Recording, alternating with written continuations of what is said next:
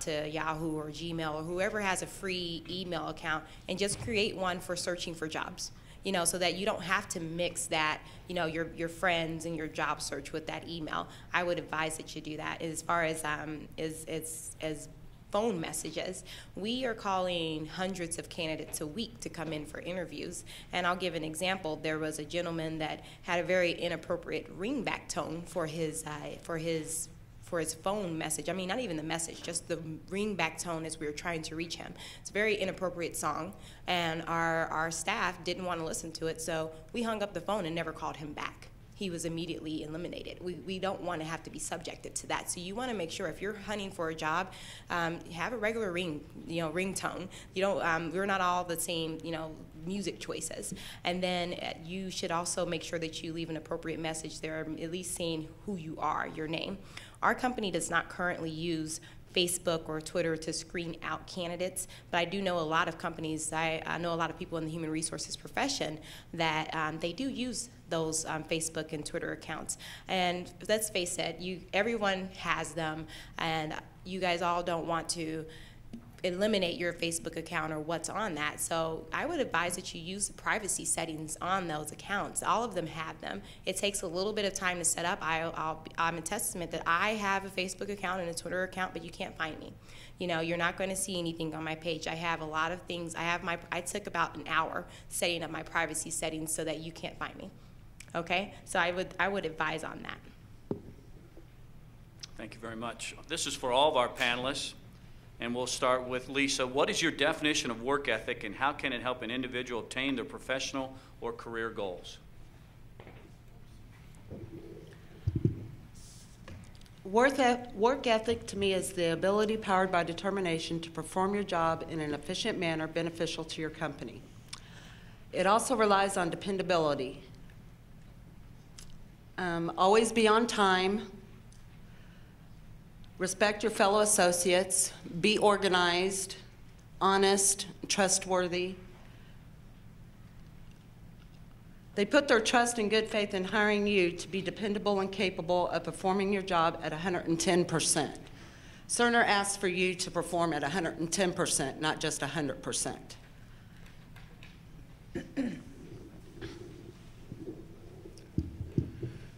When it comes to work ethic, one of the things I stress to students in the classroom is the practice of coming to class on time, coming consistently, every meeting, coming prepared to go to work, coming with a great attitude to be able to work together with classmates, to exchange ideas. So when it comes to work ethic, we practice that in the classroom, and that translates into what students can recognize as what's important in the workplace. When you go to an interview, you have to be on time. You should be prepared to answer questions and to ask 2 or 3 questions. Know something about the company with whom you're interviewing. All of these things are important because we're right now, the job market is always competitive to some degree. Right now, there are 5 people applying for every open position. So you're in some stiff competition if you're looking for an opportunity now. You can separate yourself from other candidates by demonstrating work ethic based on your past performance and the way you present yourself at the time of the interview. I think most importantly, as far as work ethic, is attitude. And do you display that positive attitude in how you work, which projects to the other people in your work environment as well? I think Lisa mentioned attendance, extremely important. I say working hard, but hopefully you're having fun while you're doing it too. I think if work is a place that you don't like to go to every day because it's not fun, maybe that's not the right place for you. So I think to help with your work ethic, make sure you're doing something you enjoy doing, and look at it as not just face time. So I would look at it more as quality than quantity, and particularly like in a corporate office environment, someone can be there 60 hours a week, but if they're not accomplishing what they need to do or not finishing projects or in any environment, that doesn't really speak to their work ethic. I would like to say too that our company, even for our hourly positions at our stores, like to hire someone who has a good work ethic. And I've been asked before, well, how do you know if I have a good work ethic? Because I haven't worked for you yet. I think past job history is a predictor of work ethic. So if I'm someone that's jumped from job to job without really good reasons for leaving my job, so I was somewhere for 6 months and I left because I didn't like my supervisor, and my job before that was 4 months and I left because the work was too hard, and the job before that was because I had a personality conflict. So I think just be conscious too of your past history. I think is a predictor of what would be looked at as far as work ethic for your next position. Work ethic is about the same for pretty much every company, so it's going to kind of repeat as we continue to go down the line. So you guys want to make sure that you're paying attention to the culture of the company. For us, for Hollywood, work ethic is just as the other panelists have said, or making sure that you're at work on time, that you are presentable, that the quality of your work is very good. A couple other things I'd like to point out is be honest. If you've given a project or you're asked to do something from your leader and you're not able to do it, or you made a mistake, be honest about it. Be able to say that, I made this mistake. We look at people who have great integrity, and we want candidates to have great integrity. I think Dan mentioned earlier that there's about, what'd you say, 3 or 5 people to apply for every position? Five for every position. Yeah, I just kind of did some quick calculations, and for our table games dealer school, we had 180 spots available, had 600 candidates that applied for that one position. So that means that we had to get one person, I had to interview 3 to 4 people to fill one spot. How do you stand out on of those 600 candidates? Right now, for all of our jobs, we have just under 10,000 applicants. So how do you stand out? And the things that Joanne pointed out about, your work history and how you explain that in an interview are very important as far as work ethic for our company. I agree with everyone, with all the things that everyone else has said, but we also have to understand that there are different generations in the workplace now. There are 5 different generations currently working in the workplace today, which means somebody could be 25 and somebody could be 65. Work ethic means something different to different generations. We have to understand that. And we have to really understand what is expected of us. What is expected? What are our start hours? What are our stop hours? What do we need to accomplish during those hours? And if we're hitting those things, we should feel pretty comfortable. We have to ask what is expected, not just what we think, but what is expected from the company's perspective. This next question is also for all of our panelists, and we'll start with Dan. Define teamwork and give examples of how being a team player has helped you in your career. When I talk about teamwork, I'm referring to a willingness to each person who's a member of the team, they're willing to hold up and fulfill their assignment on that team. And do it to the best of their ability, and do it with the idea that the purpose of being a part of that team is to help the team achieve success, which will feed into success and achievement of the goals for the organization. And I'll give you a simple example of how this works, and something personally that I've experienced. When I came in to join the faculty here, one of the things that happened is that other faculty members who were more experienced offered to give me some guidance as far as what the general policies were, in addition to what was already in the faculty handbook. Based on that experience, when new faculty members come in, whether they're in my department or another department, I'm willing to go ahead and give them some information that will help ease them into the position. If it has to do with something about designing a test or designing a syllabus, classroom conduct, all of these things, there's benefit because students directly benefit from helping that faculty member get off to a fast start. How's that benefited me? Well, when I need help with a particular project, I get that help. People are open to helping me because they know that I will reciprocate. They know that I will, instead of keeping information to myself, I'm willing to share that to help them do their job.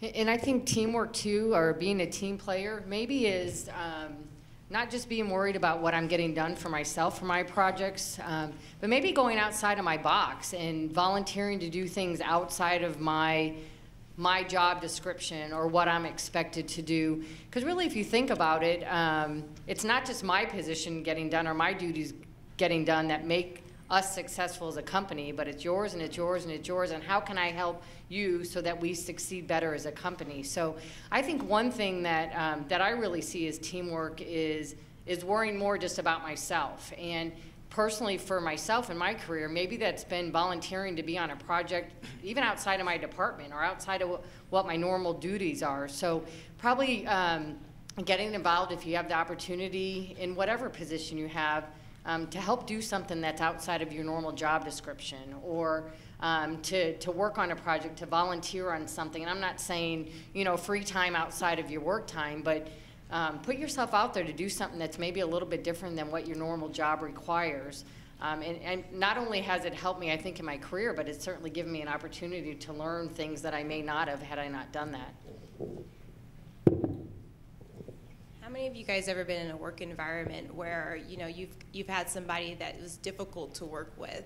You know, definitely, yeah, and that's all about, that's that teamwork dynamic, because that person that's difficult to work with, some of you, it could have been you, the person that was difficult to work with too, and that is that teamwork thing where it's about me getting my job done, what I want, and kind of being possessive about the work that you do or the things that you're going to accomplish. But for our company, teamwork is key. Teamwork for us is, you know, is basically understanding each other's strengths and weaknesses and playing on those strengths and weaknesses. You know, I know the things that I do very well, and I know the things that I don't do very well, and that I need help with, and I know the people in my work environment that can help me with those things. Your team also kind of goes on how you define your team. Is your team just the person or persons that you work directly with? You know, or is your team, for our company, we will have over 1,100 team members, you know, and we have several different departments. For us, we define team as those persons that you directly work with and those persons that you indirectly work with. We all affect each other. We all affect each other on how we, on the profitability of our company. If we cannot work together, then our customers will see that, and it definitely affects your work. For me personally, for teamwork, I don't think that I would be here where I am today, even talking to you guys, if I didn't understand the concepts of teamwork and being able to, as Dan said earlier, you know, reciprocate, give back to people who've given back to me. You know, so it's very important when you're out there in the workforce that you know how you can affect your team around you. I agree with everyone, what everyone has said. Teamwork is vital to the success of businesses, but one thing we really have to understand, teamwork doesn't mean it's not a popularity contest. They have to respect you for the work that you do, and you have to work in order to get that respect. Lisa. Well, Cerner is all about teamwork. In fact, our supervisor is not called our supervisor, they're called our team lead. We don't work in a department, we work on a team. I work for the CMO team. You all have to work together so that the job can get accomplished. This is real important for us being in the finance department at quarter close. We work anywhere from 70 to 80 hours a week during quarter close, which is 4 times a year. If we didn't work together as a team, we wouldn't be able to make the company as successful as it is. Not sure what the figures are for last quarter close. I should have did my homework and got those figures for you, but I'd say we probably did at least $1 billion worth of business in the last 3 months. Well, at this time, we're going to take questions from our incredible audience out there. So, if you will, ask questions.